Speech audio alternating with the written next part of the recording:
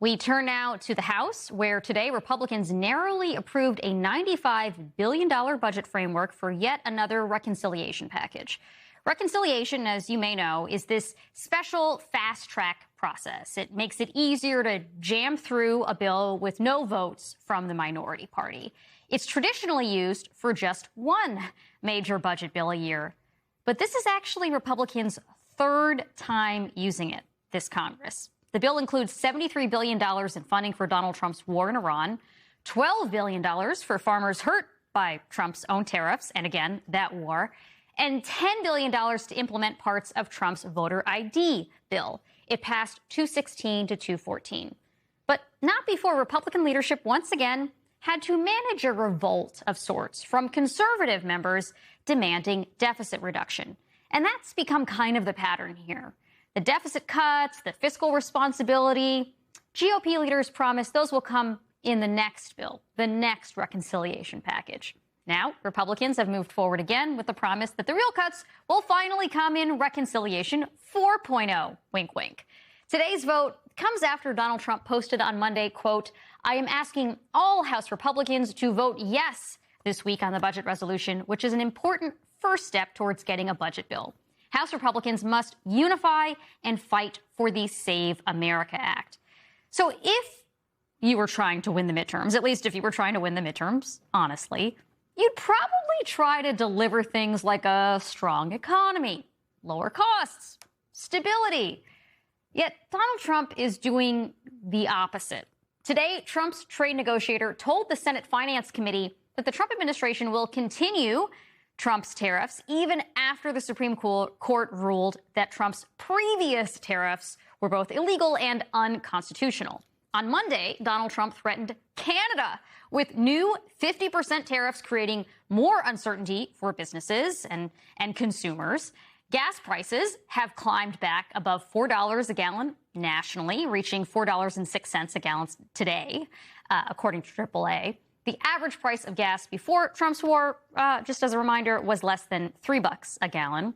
To compensate, Donald Trump is pressuring the Federal Reserve for lower interest rates. But markets are sending a very different signal. Rising oil prices, which are driven, again, by Trump's war, have pushed the 10-year Treasury yield up to 4.65%, which is its highest level in 2 months. Why does all of this matter to you? Higher Treasury yields mean higher mortgage rates, more expensive car loans, more expensive credit card rates. Basically, anytime you need to borrow money, it is going to cost you more to get it. In seemingly every aspect of America's economy, Donald Trump, who ran on affordability, is making everyday life more expensive. And the question for Republicans is whether Trump's agenda is helping them make their case. According to a brand new Fox poll, 54% of registered voters believe Democrats can better handle the economy, while 45% believe Republicans can. 54% of voters also expect the economy to get worse in the coming year. And that number increases to 64% when you look just at independent voters. 74% of voters say inflation has caused a financial hardship this year, with 34% saying it's caused a serious hardship. Donald Trump's own disapproval rating in that poll stands at 61%. And no wonder, here was Donald Trump's message to voters in Georgia today.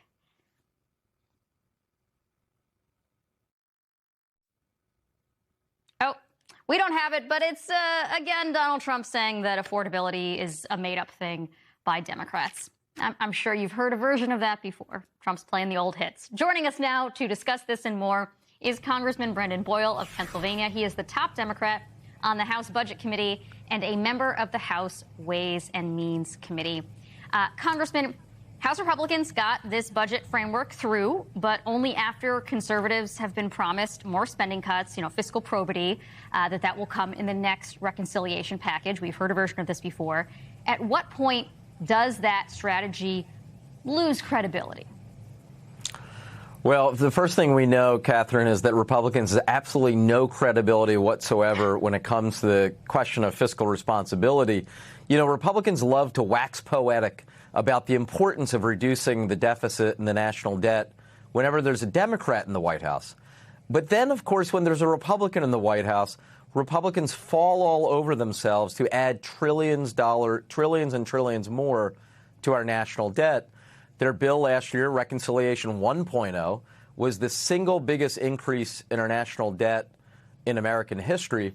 And now they're doubling down on that in this bill, their latest reconciliation, which adds $95 billion to the national debt, none of which is paid for whatsoever. I was leading the debate on the Democratic side today, making to the point that's similar that you were just making. By far, the biggest issue on voters' minds is affordability or the lack thereof. This bill does not say literally one word about affordability.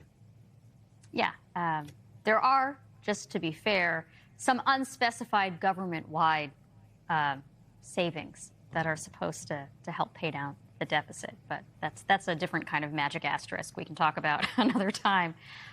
Also on the budget dysfunction front, after a conservative revolt and reports that the head of the Office of Management and Budget, Russell Vought, personally intervened behind closed doors, Republicans are already talking about Reconciliation 4.0. What does that tell you about where the Republican conference is right now?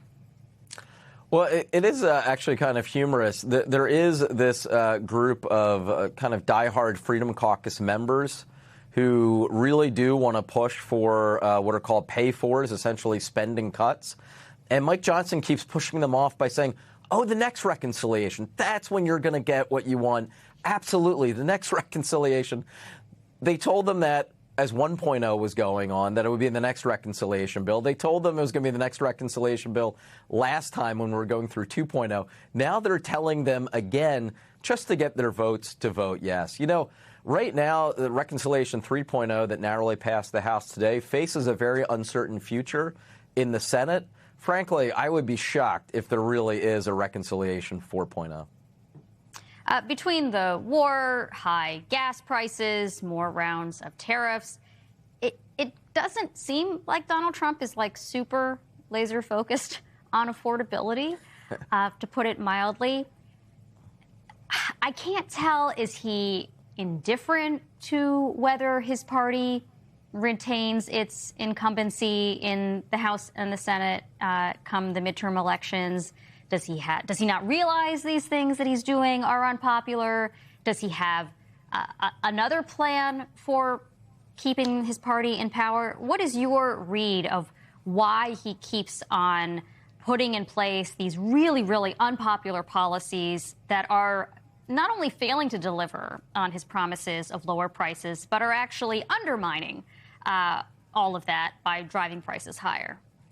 Well, first, let's just take him at his exact words. He has said recently, I don't think about Americans' financial situation at all. He then later on said, I love the inflation. So his messaging for Republicans for this midterm election, frankly, is exactly what you would want it to be if you're the head of the DNC or the head of the Democratic Congressional Campaign Committee. He is saying the quiet part out loud. But then you go beyond just what he's saying. You actually look at the legislative actions he's taking or has taken. As you know, his tariffs are taxes on imported consumer goods that have raised costs. His Iran war has put the costs of shipping and gasoline and food through the roof. So in its totality, when you take his policies combined with what he says, it is crystal clear he just couldn't care less about the financial situation of the American people. Well, couldn't care less, has a different strategy for retaining power. Who knows? Congressman Brendan Boyle, thanks so much for your time tonight. Thank you.